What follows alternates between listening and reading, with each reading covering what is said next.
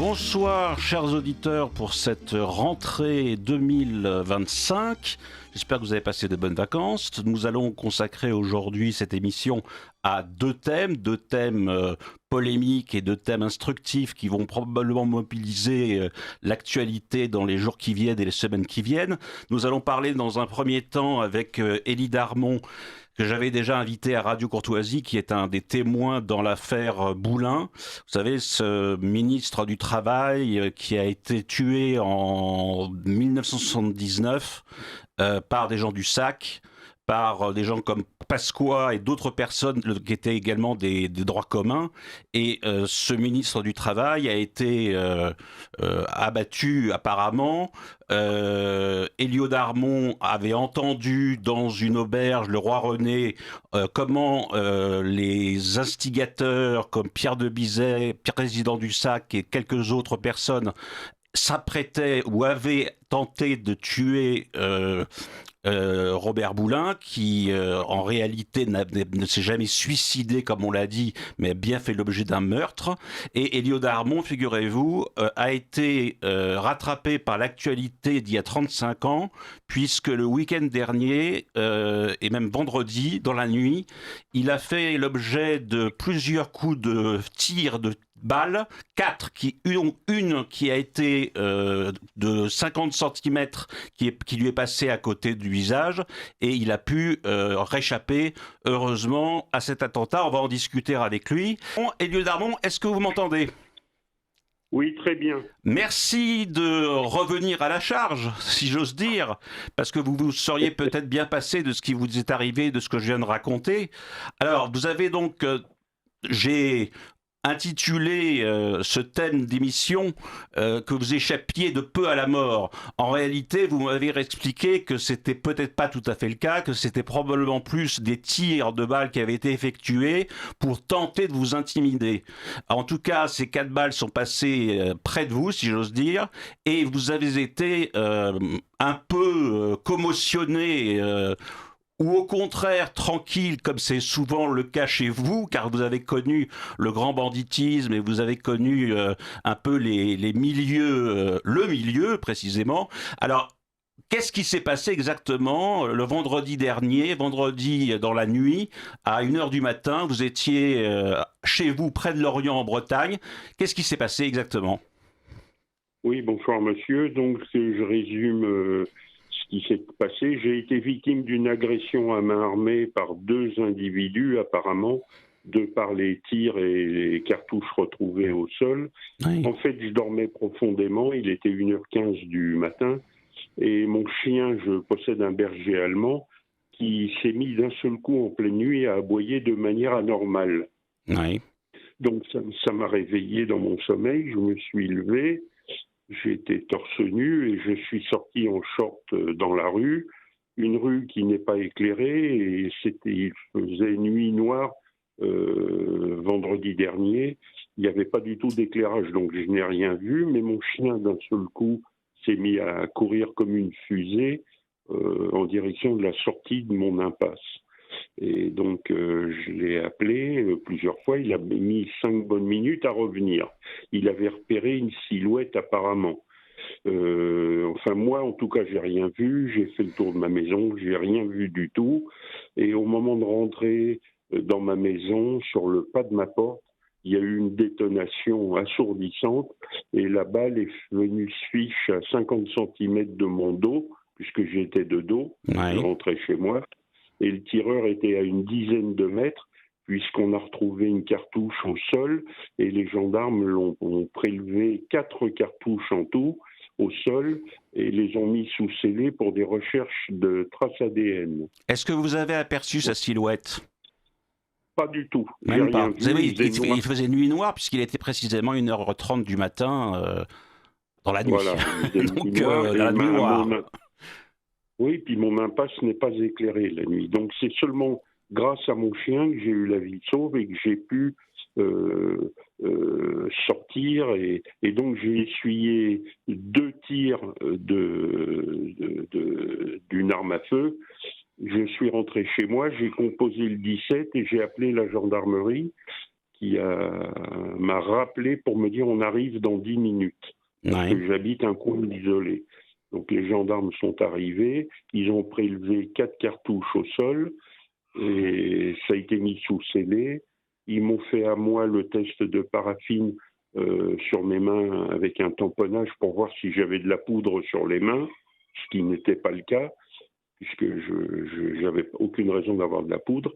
Et donc, j'ai déposé une plainte le lendemain, samedi, à la gendarmerie d'où je dépends, en présence de 4 gendarmes, dont le commandant de la gendarmerie du Morbihan. Oui. Alors, voilà, vous avez été quand même un petit peu interloqué par ce qui s'est passé, même si vous connaissez ce milieu et le milieu, vous êtes quand même, j'imagine, au départ un peu surpris par ce qui se passe, non? Alors, les gendarmes m'ont posé la même question que vous. Ils m'ont dit, est-ce que vous avez été choqué? J'ai dit non, pas du tout, j'ai été surpris. Oui. Voilà. Le thème, c'est un terme qui est adéquat. Oui, j'ai été surpris, véritablement. J'étais à moitié endormi, j'ai un sommeil profond. Donc, je n'ai pas réalisé sur le coup. C'est quand j'ai entendu la détonation dans mon dos que là, j'ai compris que c'était chaud. Parce qu'auparavant, je n'avais rien vu de particulier. Je suis sorti dans la rue, je n'ai absolument rien vu. Et pour cause, l'agresseur était caché derrière ma voiture à 3-4 mètres de ma terrasse. Il était accroupi, donc je n'ai pas pu le voir. Et quand je suis rentré dans ma maison, il a défouraillé et il m'a envoyé 2 tirs.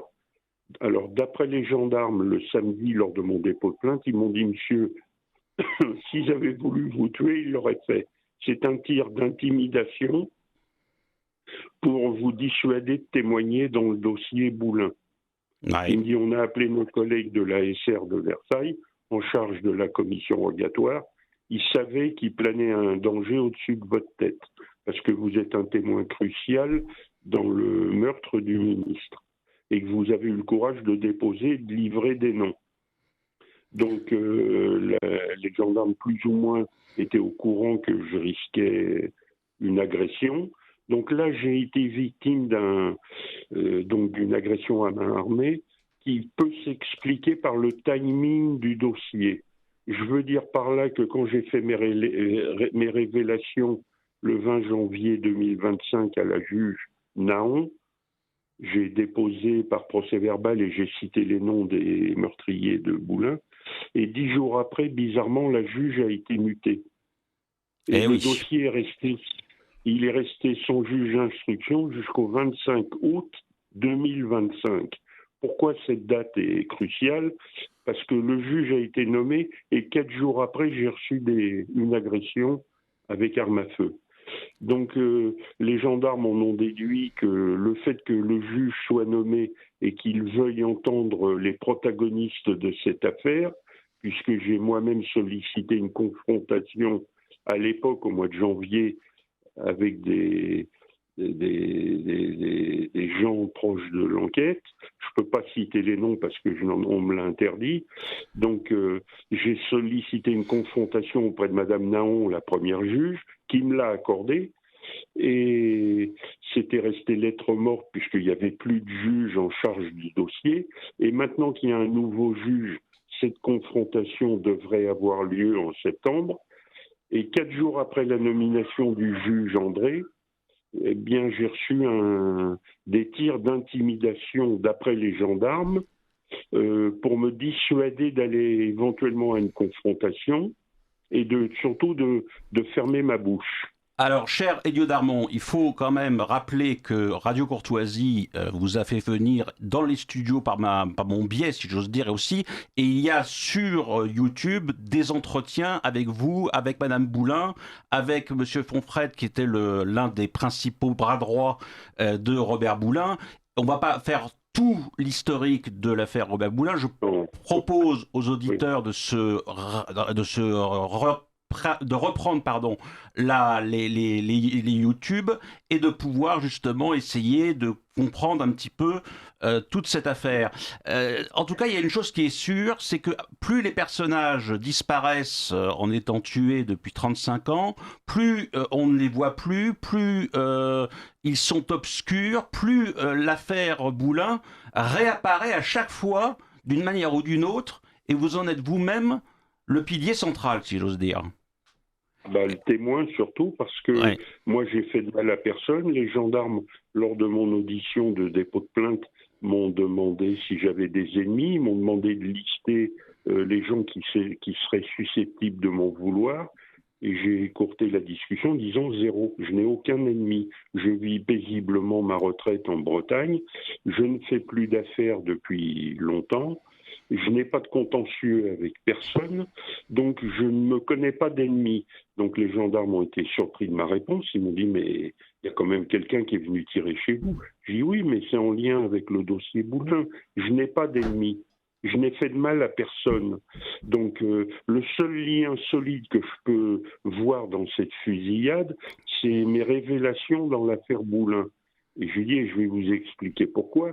Quand le juge, le 25 août, est nommé, il reprend donc attache avec mes dépositions et il va peut-être lancer ma requête, c'est-à-dire la confrontation avec deux personnes proches du SAC que j'ai citées qui sont encore vivants.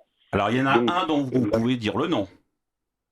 Il y en a un dont je peux dire le nom, c'est Gérard Fauré. Qu'on connaît un petit peu sur toutes les radios, télé, y compris dans certains médias anticonformistes. C'est un type qui colporte sur des personnalités, des célébrités, des ignominies parfaitement rédhibitoires et qui ne peut pas être considéré comme un témoin valable dans les récits qui sont les siens concernant le monde du showbiz. Mais là, en l'occurrence, je crois que c'est un ancien membre du SAC et c'est également une personne qui a votre âge et qui historiquement, il y a 35 ans, était déjà dans l'affaire Boulin. Mais plus encore, il a écrit un livre dans lequel il a passé 3 lignes en expliquant que la mort du ministre Boulin, pour connaître la vérité, il faut demander à Pasqua. Il l'a écrit noir sur blanc dans son livre que mon avocate possède, parce que je lui ai fait lire. Elle m'a dit c'est inouï, on va porter ça au juge.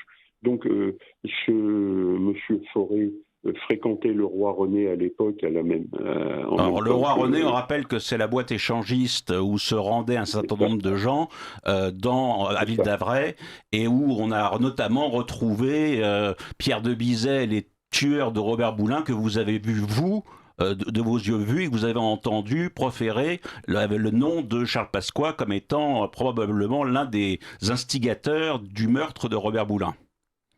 Exactement, parce que la juge Naon, lorsqu'elle m'a entendu le 20 janvier, m'a demandé si je connaissais le commanditaire. Je lui ai dit oui, je l'ai entendu de la bouche de monsieur de Bizet. Et elle m'a demandé si j'acceptais de le livrer par procès verbal. Et après réflexion, je lui ai dit oui, puisque je l'ai entendu, j'accepte de vous le dire. De Pierre de Bizet a prononcé de Charles Pasqua dans cette phrase que je me remémorerai toute ma vie. Il a dit « Je ne sais pas ce que je vais dire à Pasqua », en parlant du meurtre de Boulin. Et Pasqua aurait dit, on lui avait dit de lui donner une danse. Oui, le patron avait dit de lui filer une danse et de récupérer les dossiers. Et ça a tourné plus mal qu'on ne l'imaginait, mais bon. Apparemment, c'est encore différemment que ça s'est passé. C'est-à-dire qu'ils lui ont filé une danse un peu trop appuyée, voilà. Une correction, et d'après eux, d'après ce que j'ai entendu, il aurait fait un arrêt cardiaque dans leurs bras. Enfin, le chef des tueurs a dit il est mort dans nos bras, et dans la panique, on l'a balancé dans un étang, sans citer le nom de l'étang. Alors, moi, quand un étang repu, ouais. Oui, je ne connais pas le nom. Et quand j'ai ouvert la télévision et lu les journaux dans les 3 jours qui ont suivi, j'ai vu qu'on avait retrouvé le corps d'un ministre dans un étang. Et j'ai fait le lien immédiatement entre ce que j'avais entendu et la mort du ministre. Alors, Elliot Darmon, il nous laisse quelques minutes. Maintenant, ce qui est important, c'est de savoir ce que vous allez faire. Quelles sont les suites que vous allez donner à ce qui s'est passé il y a une semaine, puisque vous êtes quand même victime dans cette affaire à plusieurs niveaux. et notamment maintenant par des gangsters qui utilisent des armes, soit pour vous intimider, soit pour aller peut-être un peu plus loin. Mais pour l'instant, ça a été que des intimidations, heureusement. Oui, c'est-à-dire qu'on veut m'empêcher de témoigner, effectivement, parce que j'en ai gardé encore un peu sous le coude. J'ai quelques révélations à faire en face des gens que je viens de vous citer. Donc, on veut me dissuader de révéler le restant de mon récit. La peur a changé de camp, monsieur. Ils Ouais. sont en panique. Pour m'avoir mitraillé la nuit, ils sont en panique. Moi, j'ai pas peur. J'ai déclaré aux gendarmes que j'allais aller au bout de mon témoignage, que j'exige maintenant cette confrontation au plus tôt avant qu'on me descende. Et je n'ai absolument pas peur, compte tenu de mon passé. De toute façon, la peur n'est pas dans mon camp. La peur a changé de camp. Elle est passée dans le camp de mes adversaires, ceux qui veulent m'empêcher de témoigner. À mon avis, cette fusillade, ça explique qu'ils sont en panique. Et les gendarmes se sont rangés à mes arguments. Je l'ai déclaré par procès verbal. Je leur ai dit, ils sont en panique pour faire ça. Parce qu'on ne tire pas sur un témoin dans une affaire criminelle. C'est se dévoiler et c'est montrer que finalement, c'est pas un suicide si on me tire dessus. Ouais. Ils sont en train d'anéantir leur propre thèse de suicide. Parce que quel intérêt de me tirer dessus si c'est un suicide? Il n'y a pas d'intérêt. Ouais. Alors, qu'allez-vous Donc, faire maintenant? Parce qu'il y a peut-être une conférence de presse avec votre avocat que vous allez, j'imagine, mettre en place, non? Après la confrontation, parce que je n'ai pas le droit de parler des gens que je veux citer en confrontation. C'est pour ça que vous citez le nom de Fauré tout à l'heure, Oui, mais que vous ne pouvez pas aller plus loin. Pour l'instant, en tout cas. Non, je ne peux pas aller plus loin, parce que ce que j'ai à déclarer est trop grave et va anéantir la thèse du suicide dans ce que je vais déclarer en confrontation. En face de la personne que je vais accuser, et proche de l'enquête, c'est tout ce que je peux dire, ça va anéantir complètement la thèse du suicide. La confrontation aurait lieu quand? Je ne sais pas, c'est du ressort du nouveau juge d'instruction, Ouais. s'il veut bien la faire et suivre les directives de Madame Naon, l'ancienne juge, qui, elle, l'avait ordonné. J'ai appris que Gérard Fauré s'était enfui en Espagne, qu'il n'est pas disponible apparemment pour cette confrontation. C'est les gendarmes qui me l'ont dit. Ouais. Il s'est barré en Espagne parce qu'il sait qu'il y a un nouveau juge en place et que ça va commencer à l'inquiéter. Donc moi je dis que ces gens-là sont en panique, qu'ils n'ont pas du tout envie que je témoigne, que je les confronte. Et donc ça explique, à mon avis, 4 jours après la nomination d'un juge, de ces tirs, de cette agression armée, pour me dissuader justement d'aller plus loin. Alors il y a aussi une chose qui est assez étonnante, c'est que vous avez reçu beaucoup d'échos et beaucoup de messages de soutien et surtout beaucoup de journalistes qui vous ont interviewé, qui sont venus vous voir et qui veulent vous voir pour que vous parliez de cette affaire. Donc ça va avoir, je pense, maintenant un retentissement d'autant plus fort dans les semaines qui viennent et on sera probablement amené, cher Helio Darbo, si vous l'acceptez, à se revoir après la confrontation et après la conférence de presse. Oui, pas de souci. Moi, je dis en conclusion, monsieur, avec cette agression, ils se sont tirés une balle dans le pied. Pour moi, c'est ce que j'ai dit aux gendarmes. Je dis, ils se sont tirés une balle dans le pied. Ils sont en panique. Ils n'ont pas envie que je parle. Alors, ils m'ont fait un coup d'intimidation la nuit avec des armes à feu. Bon, c'est très bien. Mais moi, ça me donne maintenant des ailes pour témoigner et d'aller jusqu'au bout.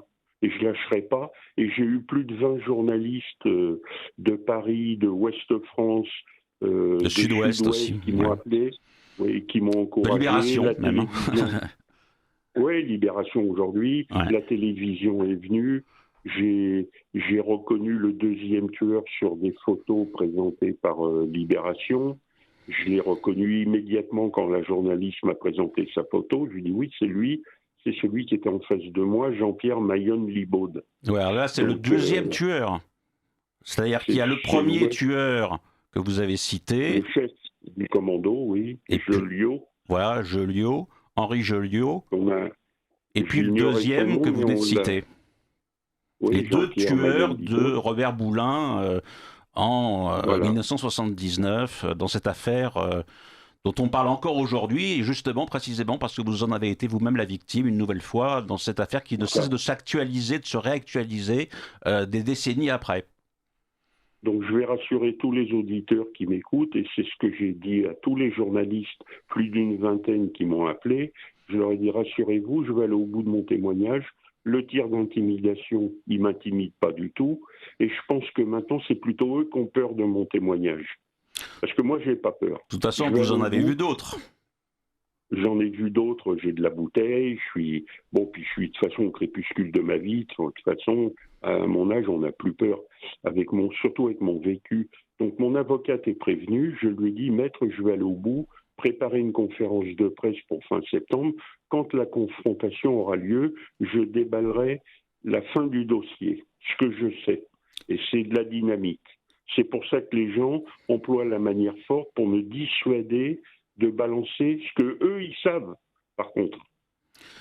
Cher Elio Darmon, je vous propose que nous nous retrouvions, si vous acceptez évidemment, dans un mois ou après, pour que nous parlions de la suite de cette affaire, en espérant qu'elle se déroulera bien et que vous pourrez arriver à clarifier ce qui s'est vraiment passé contre vous. Et essayer d'un peu démêler cette affaire qui est de plus en plus obscure d'un côté et de plus en plus claire de l'autre. C'est très, très, très, très bizarre comme affaire, l'affaire Boulin. Je vous invite en conclusion à appeler mon avocate, maître Najouat El Haïté, qui était avocate à Paris, qui connaît par cœur tout ce qui m'est arrivé, qui pourra vous confirmer qu'elle a écrit au procureur de la République de Versailles pour demander un port d'armes, parce que la gendarmerie ne peut pas me protéger 24 heures sur 24. Là, actuellement, vous n'êtes pas armé? Actuellement, non. Je suis sorti dans la rue le soir de la fusillade, les mains vides, torse nu. Maintenant, un homme averti en vaut deux. La prochaine fois qu'ils viendront, s'ils reviennent, il y aura des morts. Très bien. Bien dit, cher Elio Darmon. Écoutez, espérons que vous allez arriver à conjurer le mauvais sort et arriver à mettre un peu vos différents protagonistes qui ont essayé d'être les plus venimeux possible pour essayer de vous mettre à balle. Et on pourra se voir et pourra peut-être venir vous voir. Radio Courtoisie viendra peut-être vous voir pour vous interviewer dans quelques semaines pour savoir si vous accepteriez de nous parler après, par exemple, la conférence de presse ou après la discussion qui s'organisera autour de l'affaire. Pas de problème, je suis à votre disposition. Dès que la confrontation aura eu lieu, je pourrai déballer le restant du dossier qui, à mon avis, sera explosif. Merci, cher Elio Darmon, et on se retrouve très bientôt. Merci. À très bientôt, monsieur. Merci. Bonne soirée. Merci à vous.